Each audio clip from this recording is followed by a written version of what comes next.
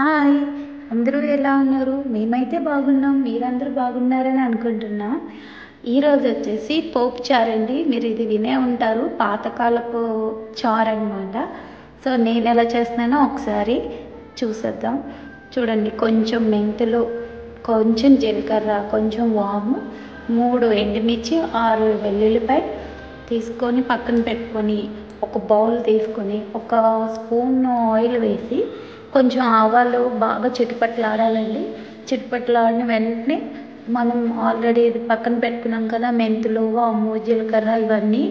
వాటిలోనే కొంచెం కొత్తిమీర, కొంచెం కరివేపాకు కూడా వేసేసుకొని మొత్తం ఆ పోపు అంతా అందులో వేసేయాలండి.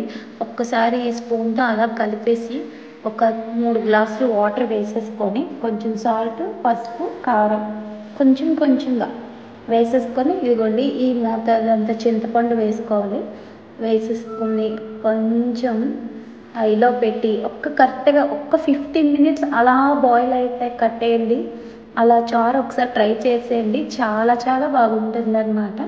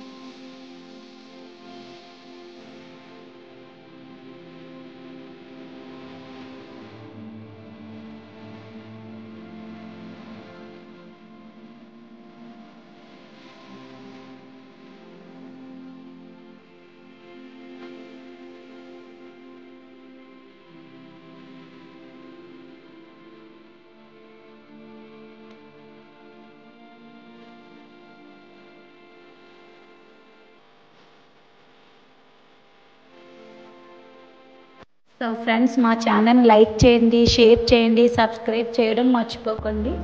Bye bye friends.